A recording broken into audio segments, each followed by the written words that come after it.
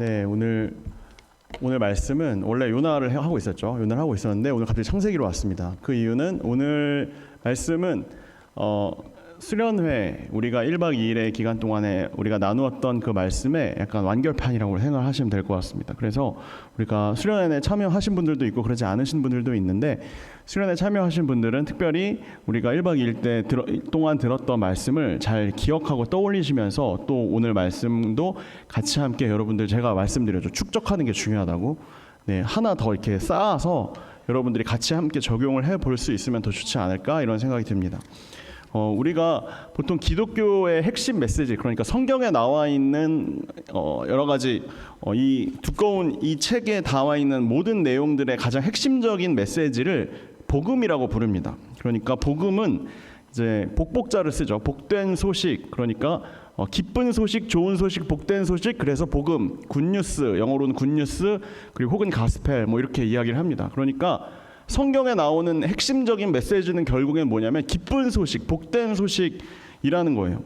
그런데 여러분, 교회에 다니면 우리가 자주 듣는, 그래서 교회에 다니는 사람들이, 기독교인들이, 그리스도인들이 핵심적으로 가져야 할 메시지도 그렇기 때문에 복음의 메시지라고 한다면, 그러니까 복을 추구하는 소리라고 한다면, 세상에 나가서 사실 세상 사람들도 똑같이 복에 대해서 추구를 하며 살아갑니다. 우리가 설날에 같이 함께 이렇게 인사하죠. 새해 복 많이 받으세요. 이렇게 이야기하잖아요. 그렇죠? 그리고 제가 어느 날 한옥 카페를 갔는데, 한옥 카페에 가니까 한옥 카페의 장소나 아니면 기물들마다 다 복이라고 붙어 있더라고요. 그렇죠? 우리나라 옛날 사람들도 복에 대한 관심들이 굉장히 많았습니다. 옛날 사람들뿐만 아니라 지금도 마찬가지죠.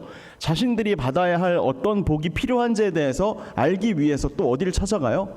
내 복을 알려줄 수 있는 사람, 사주팔자, 이런 점집을 찾아가죠.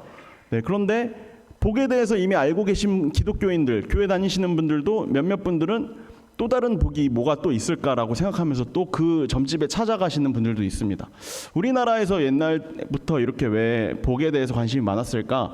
제가 찾아보니까 중국의 도교 문화를 많이 받았더라고요. 그래서 중국에 가보시면 복이라는 글자가 빨간색 바탕 화면과 함께 굉장히 많이 붙어 있는 것을 알 수 있다고 합니다. 저는 중국에 가보지 않았기 때문에, 중국에 오랫동안 사신 분들 다 그렇게 생각하시죠. 복에 대해서 굉장히 강조를 합니다.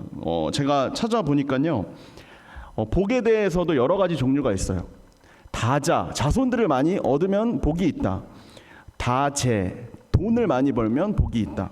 다전, 땅을 많이 얻으면 다수, 장수, 그리고 다덕, 마음 씀씀이에 덕이 많은 사람들은 복이 있다. 그래서 이와 같은 복들을 얻는 것이, 그러니까 숟가락이나 방석이나 아니면 커다란 대문이나, 그리고 집안 곳곳에 부적처럼 이렇게 붙어있는 이러한 복이라는 메시지는 결국에는 이제 우리나라 옛날부터 우리 조상들도 그렇고 중국 사람들도 그렇고 마찬가지로 이 세상 사람들은 지금 제가 방금 말씀드린 이와 같은 복을 추구하면서 살아간다는 것입니다.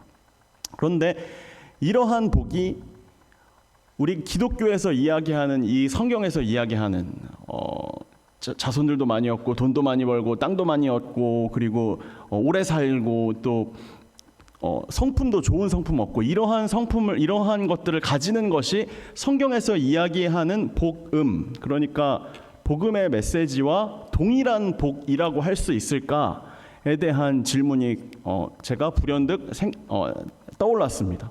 그와 같은 복이 성경이 말하는 복과 동일한 복일까? 오늘 우리가 같이 함께 읽은 본문 말씀에 보면 너는 복이 될지라 이러고 끝나죠.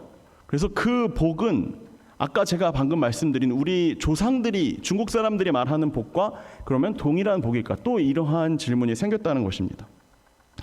오늘 우리가 같이 함께 읽은 이 본문은 하나님이 아브라함이라는 사람을 향해서 직접 말씀하고 계시는 장면입니다.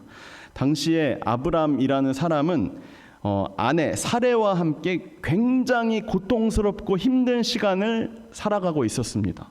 창세기 11장 30절, 우리가 읽은 본문 바로 앞에 구절을 보면 어떤 힘든 일이 있었는지 알 수 있습니다. 사레는 임신하지 못함으로 자식이 없었더라.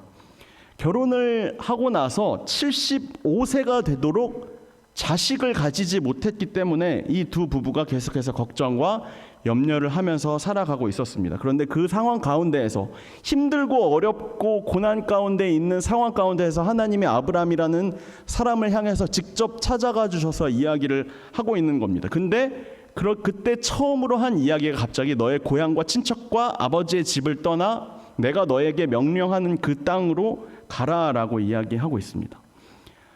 당시에 먼 곳으로 이사를 간다는 것은 내가 지금 살고 있는 모든 재산과 땅과 자식들과 그리고 가축들과 모든 것들을 다 가지고 가지 못하기 때문에, 지금처럼 이삿짐 센터가 발달이 되어 있지 않기 때문에 이러한 것들을 다 버려두고 아주 새로운 터전으로 가야 한다는 것을 의미합니다. 그러니까 다시 말하면 내가 지금 가지고 있는 것을 너는 다 포기해라, 이런 것과 마찬가지라는 겁니다.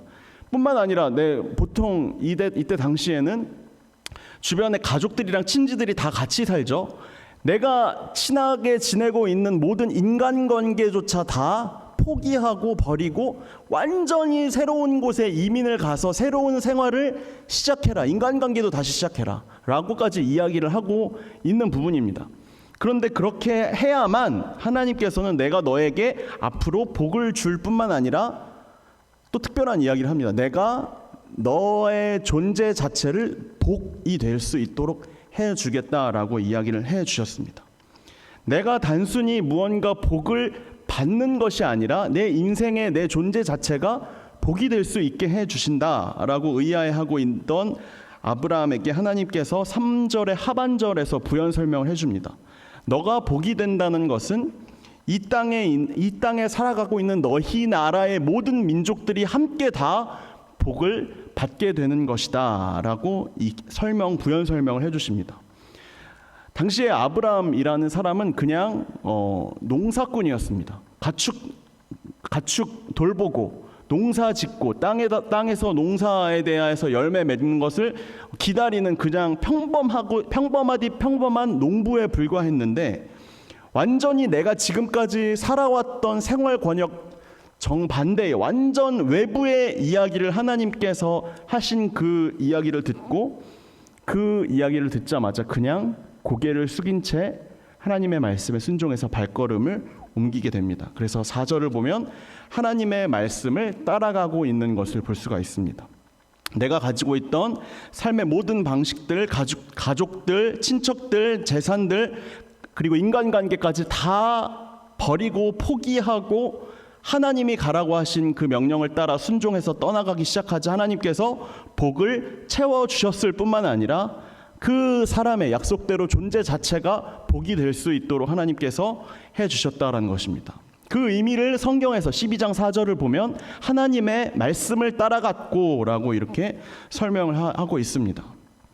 성경에서 이야기하는 복은 이처럼 우리가 생각하는 중국에서, 도교에서, 혹은 우리 옛 조상들이, 그리고 현재 살아가고 있는 우리나라 사람들이 생각하는, 교회를 다니지 않고 복음을 알지 못하는 사람들이 알고 믿고 있는 그런 복과는 이처럼 완전히 차원이 다른 문제입니다. 복음에 대해서 제가 조금 더 설명을 해드리면, 우리는 원래 하나님께서 흙으로 만드신 존재였죠. 아담이라는 사람이 인류 최초의 조상이잖아요. 아담이라는 사람의 어원은 아다마라고 하는 흙 혹은 먼지로부터 비롯되었다고 제가 저번 시간에 말씀을 드렸습니다. 그런데 흙에 불과한, 먼지에 불과한 사람이 나에게 호흡을 주셔서 생명을 주셔서 인간 구실을 할 수 있도록 만들어주신 하나님의 존재를, 내에게 호흡을 주신 존재를 잊어버리고 까먹는 순간을 우리는 다른 말로 하면 성경에서 죄라고 이야기합니다.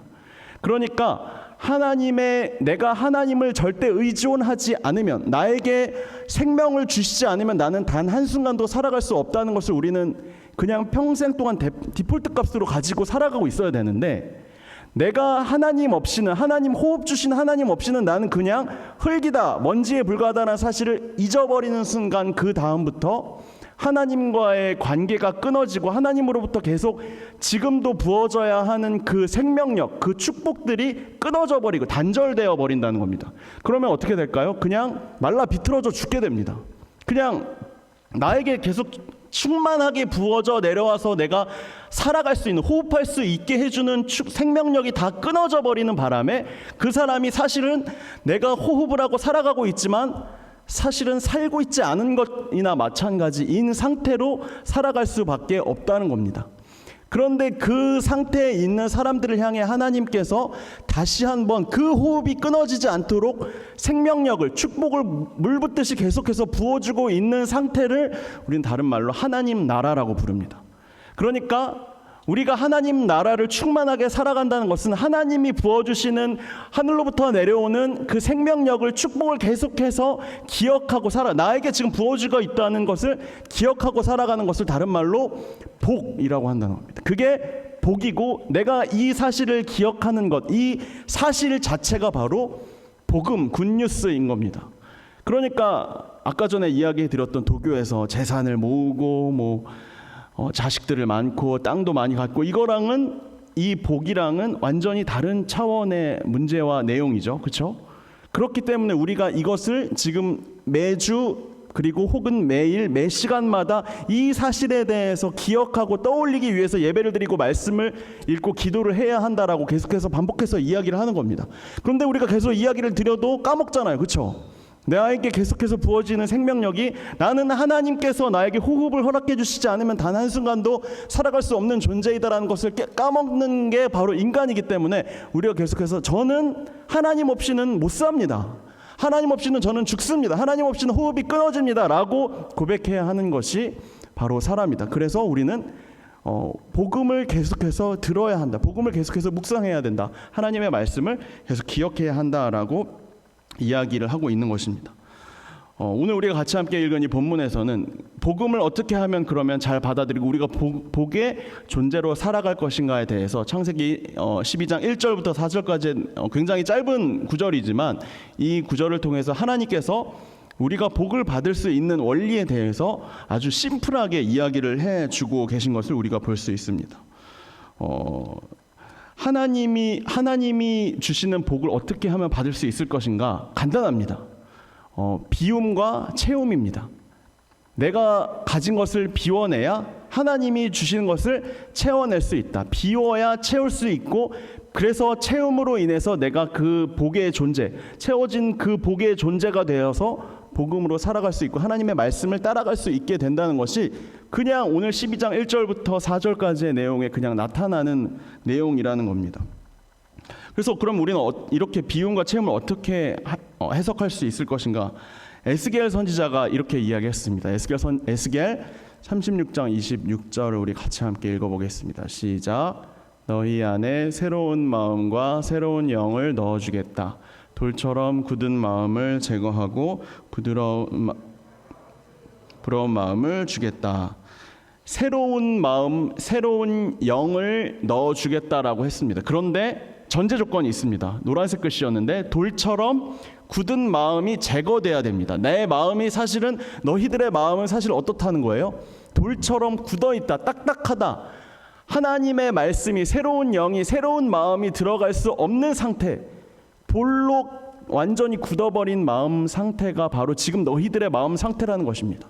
그런데 하나님께서 에스겔 선지자를 통해서 이야기를 하죠.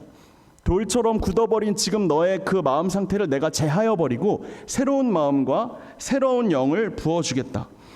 이 비움과 채움에 대한 더 적합한 내용은 우리가 헬라어로 케노시스라는 단어로 표현을 합니다. 케노시스가 뭐냐 하면 그냥 이렇게 외우시면 돼요. 저도 무슨 뜻인지 자세히는 모릅니다. 그런데 그냥 케노시스라는 단어 뜻이 비움이라는 뜻입니다. 자기 비움, 나를 계속해서 비워내는 것. 이렇게 우리가 계속해서 케노시스라는 단어, 내가 계속해서 무언가를 비워내야 한다라는 것에 대한 의미가 나온 이유는 우리가 알고 우리가 믿고 있는 예수님이 케노시스라는 단어의 뜻에 가장 걸맞게 살아가셨던 분이었기 때문입니다. 빌립보서 2장 5절부터 7절까지의 말씀에 제가 말씀드린 어려운 단어 케노시스, 자기 비움에 대한 이야기가 구체적으로 나와 있습니다. 우리 같이 함께 우리 5절부터 7절 조금 긴데 같이 함께 읽어볼게요. 시작. 여러분은 그리스도 예수님과 같은 마음을 가지십시오. 그분은 하나님과 똑같이 높은 분이셨지만 결코 높은 자리에 있기를 원하지 않으셨습니다. 오히려 높은 자리를 버리시고 낮은 곳으로 임하셨습니다. 사람의 모습으로 이 땅에 오시고 종과 같이 겸손한 마음을 취하셨습니다. 바울이 쓴 건데요. 바울이 예수님에 대해서, 예수님은 어떤 분인지에 대해서 해설을 해주고 있습니다. 예수님은 어떤 분이냐? 예수님은 원래는 왕인데 왕의 형상을 다 비우고 왕의 형상을 포기하고 이 땅에 내려와서 왕이 종이 되어서 종의 형체를 가지고 십자가 위에 못 박힌 분이 바로 예수님이다라고 이야기했습니다. 예수님이 왕인데 종의 자리로 내려와서 자기 비움을 했던 이유가 뭐예요? 다 잘 알고 계시잖아요. 우리가 가지고 있는 죄를 구원해 주시기 위해, 죄를 용서해 주시기 위해 예수님이 이 땅에 오신 것입니다. 예수님은 하기 싫었어요. 하기 싫은데 솔직히 말하면 순종한 겁니다. 그래서 내가 왕의 자리에 있는데 내가 종의 자리로 가라고 하면 쉽게 간 사람 별로 없잖아요. 그렇죠? 자기가 가기 싫은데 하나님이 그렇게 하라고 했으니까 순종했기 때문에 하나님께서는 예수님을 향해서 2장 9절의 결과를 주십니다. 2장 9절 한번 볼까요? 같이 함께 읽을게요. 시작. 그러므로 하나님께서는 그를 지극히 높이시고 모든 이름 위에 뛰어난 이름을 그에게 주셨습니다. 하기 싫어서 왕에서 종으로 내려가는 거 하기 싫어서, 그렇지만 하나님의 말씀이었기 때문에 순종했더니 하나님께서는 그 다음에 오히려 그 말씀에 순종했던 자신의 아들 예수님을 향해서 모든 이름 위에 가장 뛰어난 이름이라고 그 이름을 다시 붙여주셨습니다. 그래서 우리가 지금 예배를 하고 있죠. 예수 그리스도는 모든 이름 위에 뛰어난 이름이라고 우리가 찬양하고 높이고 매주 수많은 사람들이 고백하잖아요. 그렇죠? 예수님이 그 어떤 지구상의 이름보다 더 뛰어난 이름이 될 수 있었던 이유는 단 하나, 하나님의 아들이었음에도 불구하고 가장 높은 왕의 자리에 앉아있는 사람이었음에도 불구하고 왕의 자리가 아니라 종의 자리에 갔기 때문에 하나님께서 예수님에게 이 세상에 가장 뛰어난 이름을 주셨다는 것입니다. 그러니까 우리가 역설적으로 생각을 할 수가 있죠. 세상에서 이야기하는 복과는 전혀 정반대의 원리, 오히려 내가 낮아지고 더 가장 낮은 자리에 가게 될수록 여러분들은 당장은 아니라 하더라도, 지금 바로 내일과 모레 당장 1년 후가 아니라 하더라도 언젠가는 여러분, 하나님께서 뿐만 아니라 사람들이 여러분들을 가장 높고 뛰어난 이름으로 불러줄 날이 올 것이라는 겁니다. 그렇기 때문에 기독교에서는 계속해서 이야기를 하죠. 낮아지고 겸손한 것이 바로 예수님의 성품이다. 그렇다면 우리가 이렇게 비움과 그리고 또 다른 체험에 대해서 어떻게 하면 창세기 12장 1절과 4절 말씀을 통해 배울 수 있을 것인가? 첫 번째로 하나님께서는 우리가 가지고 있는 헛된 욕심을 버리라고 명령을 하셨습니다. 본문 1절 말씀 다시 띄워주시겠어요? 본문 1절 말씀입니다. 여호와께서 아브라함에게 이르시되 너는 너의 고향과 친척과 아버지의 집을 떠나 내가 너에게 보여줄 땅으로 가라. 아까 말씀드렸죠?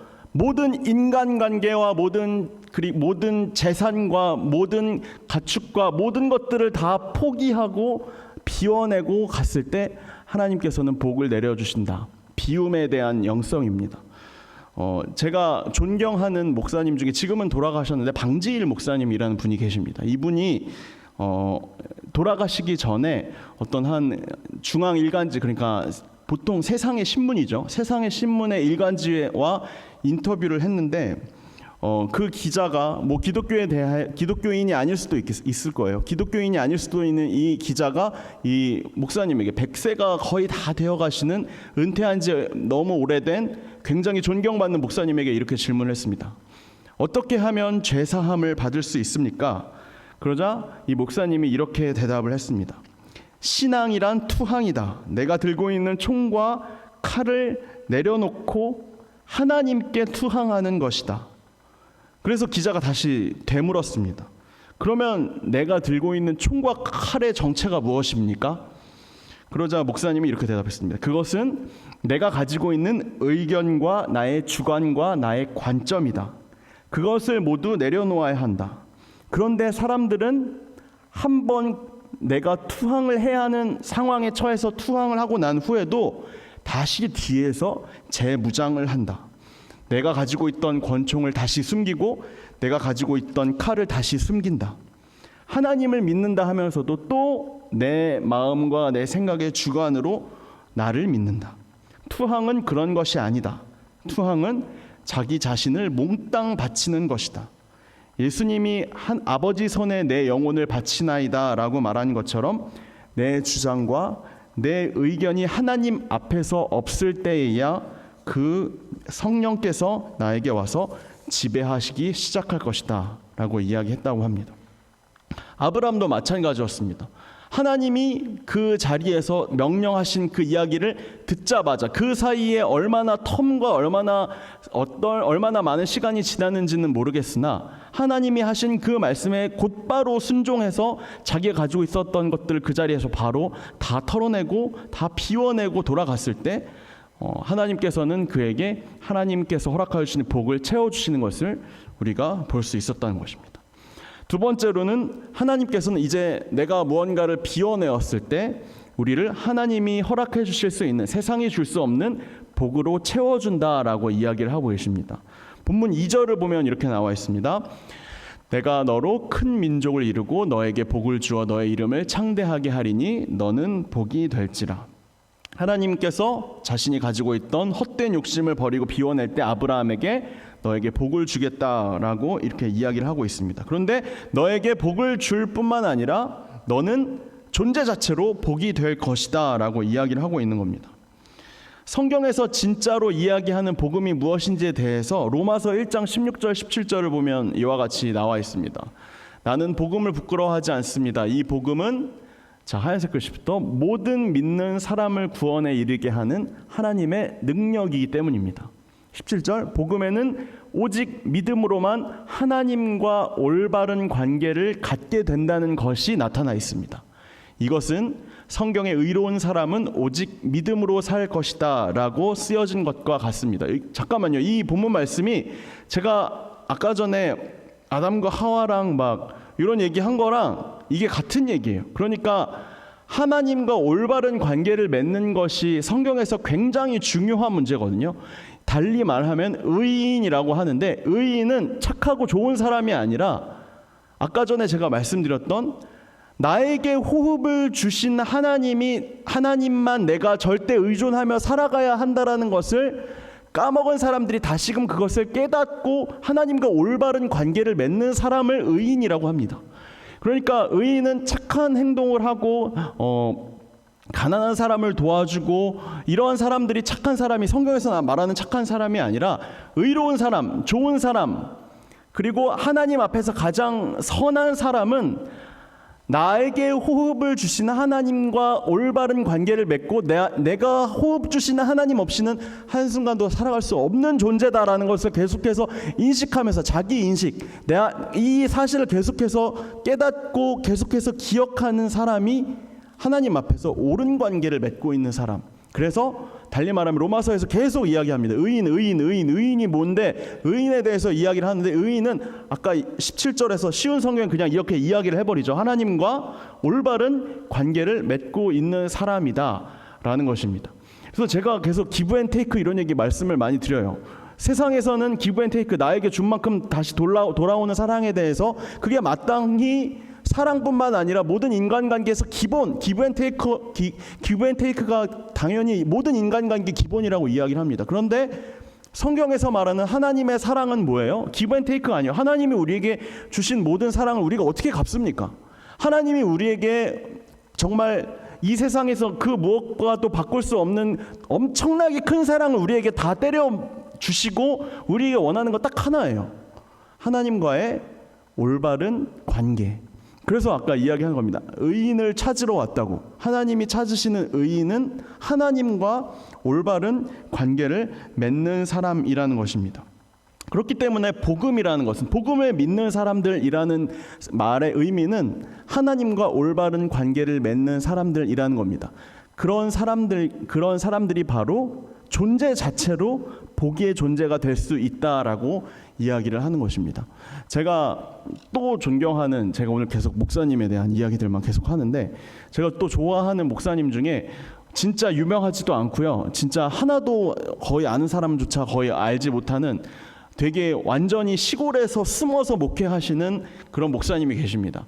저는 용기가 없어서 시골에 가서 살 용기가 없습니다. 왜냐하면 저는 태어날 때부터 서울에 태어났고, 저는 서울에서 살지 않고 지방에서 사는 것이 약간 전 외국에서 사는 것 이상으로 저는 어색한 일이기 때문에 저는 아직도 내가 하나님께 그런 명령과 하나님으로부터 그러한 나에게 음성을 주셔도 저는 아직은 용기를 내지 못할 것 같아요. 그런데 이분은 저랑 비슷합니다. 도시에서 계속 어디에선가 교회에서 목회를 하시다가 하나님의 음성을 듣고 진짜 강원도 홍천에 있는 도심리라는 교회에 가서 목회를 하신 분이 계십니다. 이분의 성함이 홍동환 목사님이신데 이분이 처음으로 그 도심리, 진짜 홍천이라고 하지만 홍천 요즘 가기 쉽죠. 그런데 홍천이라는 그 지명이긴 하지만 정말 산골짜기 깊숙한 곳에 있기 때문에 교회도 있지 않은 그런 굉장히 한 40-50명밖에 모여 살지 않는 그런 동네에서 목회를 하시게 된 겁니다. 교회가 있지 않으니까 교회를 세웠어요. 그런데 그 전에도 많은 목사님들이 거기 가서 목회를 하다가 잘 안 되니까 나간 거예요.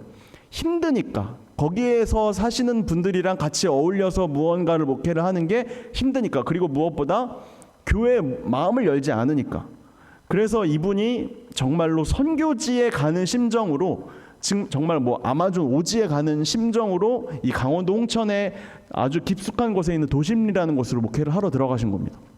그런데 이분이 처음에 당연히 오자마자 외지에서 누군가 목사라고 해서 막 교회 차린다고 해서 왔으니까 좋아할 리가 없죠. 그런 동네의 특징은, 시골의 특징은 귀농하시는 분들이 많은 분들이 이야기하시던데 텃세가 심합니다. 텃세가 심한 이와 같은 곳에 가서 목회를 하는 것이 굉장히 어색하고 힘들었습니다. 초반에 너무 힘들어서 때려치고 다시 돌아와야겠다라고 생각까지 하셨다고 합니다. 그런데 시간이 흐를수록 이분이 점점 그 동네 사람들에게 신임을 얻기 시작하고 이 목사님이 목회하시는 교회에 가서 예배를 드리는 분들이 하나 둘 늘어나기 시작했습니다. 그래서 놀랍게도 10명까지 그 교회에 출석하시는 분들이 생겼다고 그래요. 그 비결이 무엇이었나? 그 전에 수많은 목사님들이 가서 거기 실패하고 다 다른 동네로 옮기셨는데 그분이 성공하셨던 이유가 뭘까? 제가 이야기를 들어보니까 이분이 이렇게 했다고 합니다. 내가 무언가 목사로서 자꾸 막 전도를 하려고 그러죠. 교회로 오세요. 성경을 제가 알려드릴게요. 이렇게 이야기한 게 아니라 반장 역할을 하셨대요. 반장 역할이 뭐냐면 거기에서 힘든 일들이 있을 거 아니에요.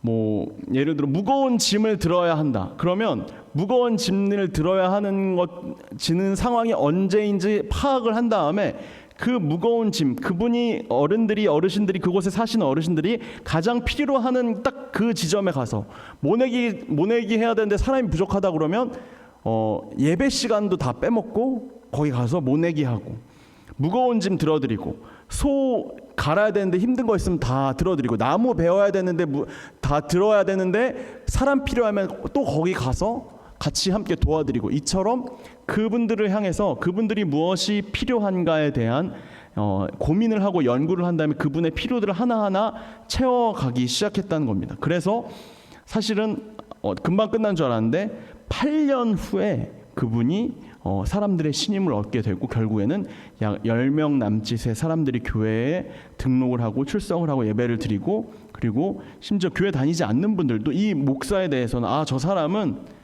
진짜 뭐 저 사람이 말하는 예수가 누군지 모르겠지만 내가 저 사람이 말하는 예수라고 한다면 내가 한번 이야기를 들어는 보겠다. 내가 한번 믿어보기는 할 수 있겠다. 믿음직하다라는 이야기를 듣게 되었다는 겁니다. 저는 이게 복음을 살아가는 사람의 모습이지 않을까 하는 생각이 들었습니다.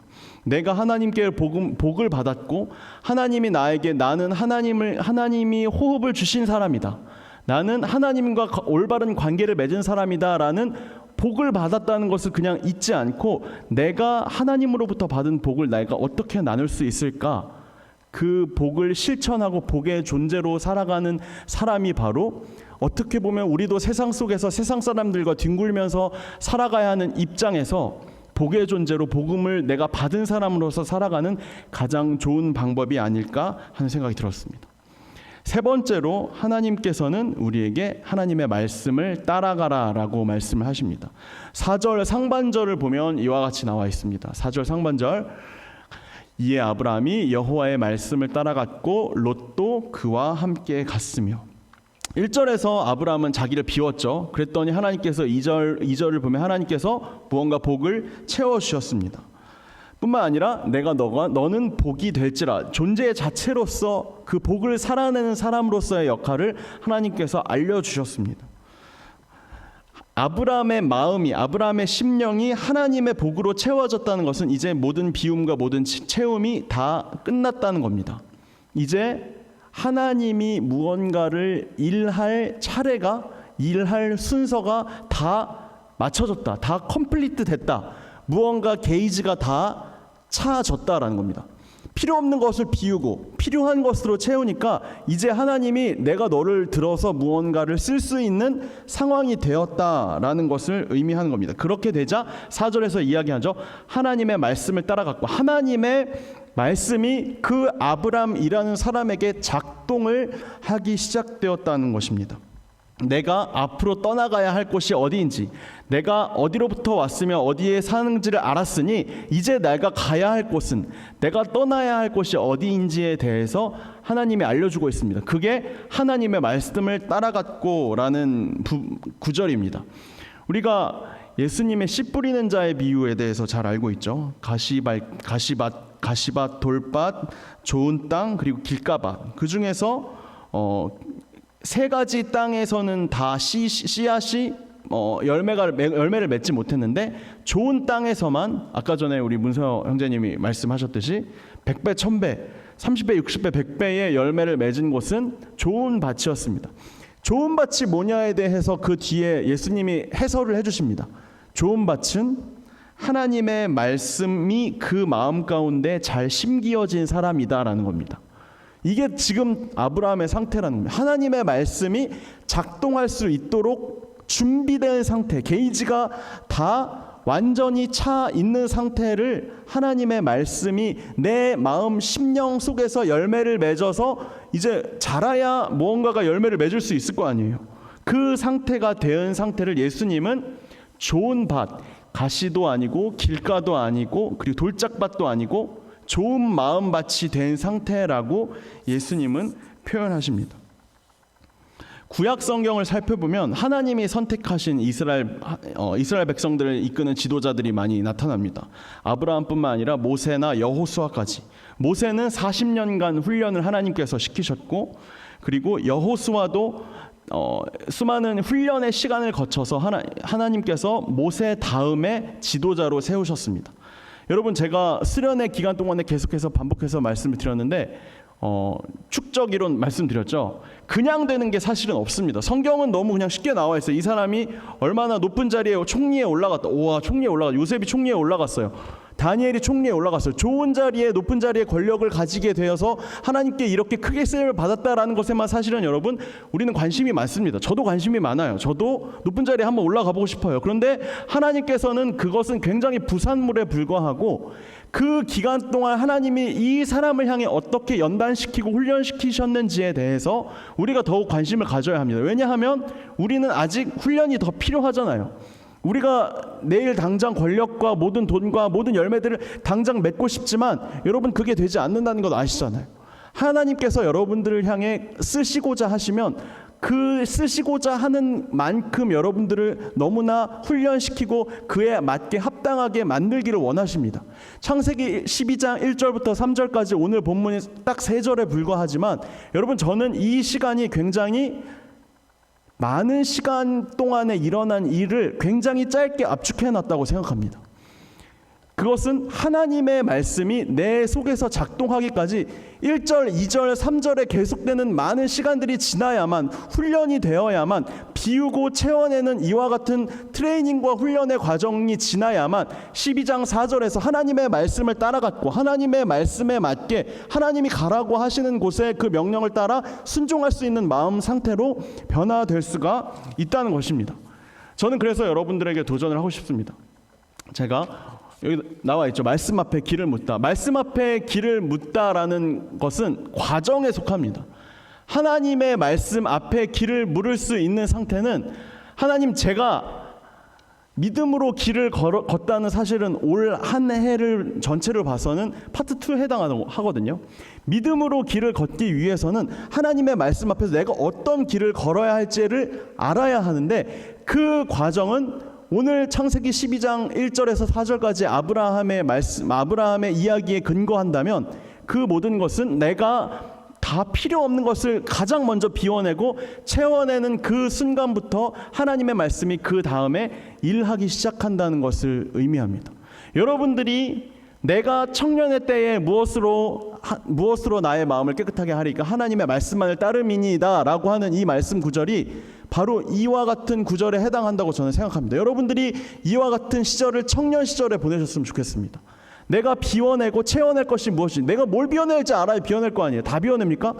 내가 그리고 뭘 채워내야 될지 알아야 될 거 아니에요. 내가 채워낼 것을 하나님 알려주옵소서. 내가 비워내야 할 것을 알려주시고 채워내야 할 것도 알려주셔서 내가 그렇게 해서 잘 준비된 다음에 하나님이 정말 때가 되었다, 내가 너를 쓸 때가 되었다라고 말씀하시는 그 순간, 그게 성경에서 보면 80세도 있고 뭐 70세도 있고 뭐 나이대는 다양합니다. 그게 언제인지는 지금 우리는 아무도 알지 못합니다. 그럼에도 불구하고 하나님이 여러분들을 사용할 모든 계획과 준비가 게이지가 다 차서 완성이 되었을 때 하나님이 여러분들의 인생을 들어 정말로 멋진 곳에 가서 사용할 수 있도록, 하나님의 말씀을 진짜로 12장 4절 상반절에 나오는 것 같이 하나님의 말씀을 여러분들이 진짜 따라갈 준비가 되어서 따라갈 수 있도록 하는 그 모든 시간들이 바로 지금 이 순간 청년의 때에 일어났으면 좋겠다라는 것이 저의 마음입니다.